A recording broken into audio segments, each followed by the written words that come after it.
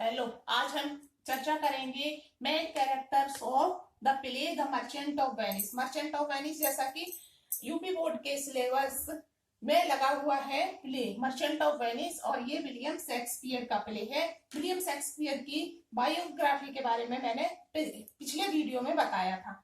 अब main characters जो हमारा प्ले लगा हुआ है द मर्चेंट ऑफ वेनिस, उसके मेन कैरेक्टर्स कौन कौन से हैं उनके बारे में आज हम चर्चा करेंगे। उन कैरेक्टर्स को जानेंगे कि कौन क्या है। उसके बाद जब उनका कैरेक्टर हम लिखेंगे तो एक एक कैरेक्टर के बारे में अच्छे से बात करेंगे। तो सबसे पहले इसका जो कैरेक्टर है वो है साइलोक। साइलोक कौन है? साइलोक मेन कैरेक्टर है द प्ले ऑफ मर्चेंट। ये प्ले है जो हमारा द मर्चेंट ऑफ वेनिस, उसका मेन कैरेक्टर साइलोक है। ये ज्यू ऑफ वेनिस है। ज्यू है वेनिस का, एक यहूदी है जो वेनिस में रहता है, और ये बहुत ही निर्मम हृदय का है।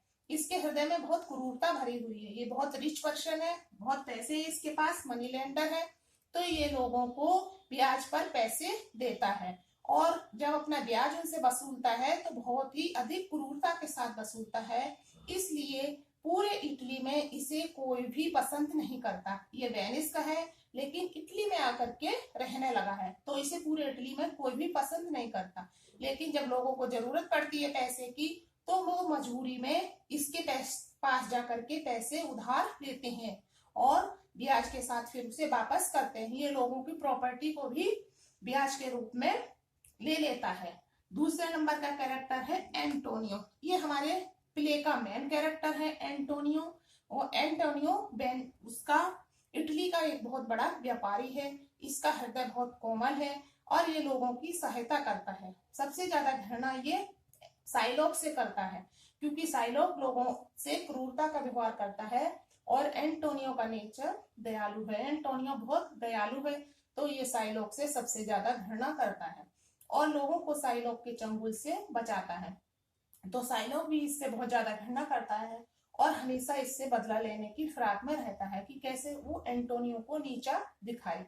तो हमारे प्ले में एक सीन आता है जिसमें एंटोनियो साइलोक से धन उधार लेता है। उसके बदले में साइलोक उसके शरीर से 4 पाउंड मांस काटने के लिए बाउंड भरवा लेता है। हमारा पूरा प्ले उसी के ऊपर है। थर्ड नंबर का कैरेक्टर आता है वेसेनियो। वेसेनियो इसका मेन कैरेक्टर है और ये एंटोनियो का फ्रेंड है। ये एंटोनियो का बहुत अच्छा मित्र है और ये इटली का एक धनी व्यक्ति है। पैतृक संपत्ति इसके पास अच्छी है, लेकिन ये बहुत शान शौकत से रहता है। कमाने में इतना विश्वास नहीं करता जितना खर्च करने में करता है। तो धीरे धीरे इसकी संपत्ति समाप्त होती जाती है और इसे जब भी पैसे की जरूरत पड़ती है तो ये एंटोनियो से आकर के पैसे मांग लेता है। और जो एंटोनियो पैसे उधार लेता है साइलोक से, वो वेसेनियो के लिए ही लेता है। तो साइलोक जो एंटोनियो से बॉन्ड भरवा लेता है 4 पाउंड मांस काटने का, तो वो पैसे एंटोनियो अपने लिए लेकर के ना साइलोक के लिए लेता है, क्योंकि उस समय एंटोनियो के पास पैसे नहीं है। उसके व्यापार के लिए जो जहाज गए थे माल से भरे हुए, वो वापस आने वाले हैं। तो एंटोनियो को लगता है कि जब उसके जहाज वापस आ जाएंगे तो वो साइलोक के पैसे वापस कर देगा। ये थे हमारे मेन कैरेक्टर थे इसके। अब इसके बाद आ जाते हैं फीमेल कैरेक्टर पर। फीमेल कैरेक्टर में पोर्शिया सबसे इंपॉर्टेंट कैरेक्टर है और पूरा प्ले इसी के इर्द गिर्द घूमता है।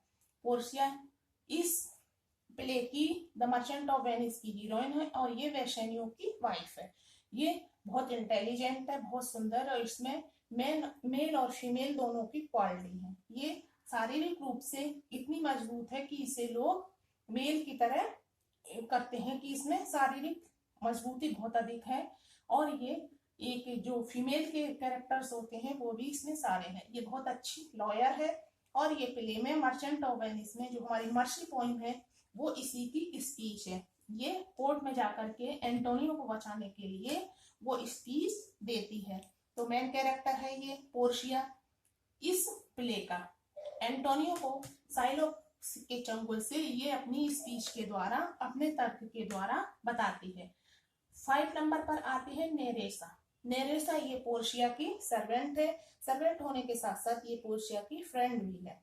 पोर्शिया इससे अपनी सभी बातें शेयर करती है और ये हमेशा पोर्शिया के साथ रहती है। जब ये कोर्ट में जाती है पोर्शिया मेल बन करके, वकील बन करके, तो नेरेसा उसकी सहायक बन करके उसके साथ जाती है। दोनों ही कोर्ट में जाकर के एंटोनियो को बचाती है। उसके बाद आती है जेसिका। जेसिका कौन है? जेसिका साइलोक की पुत्री है। साइलोक जो एक यहूदी है और इटली में रहता है। मैं तो वो वेनिस का है, लेकिन वो कहाँ रहता है? इटली में।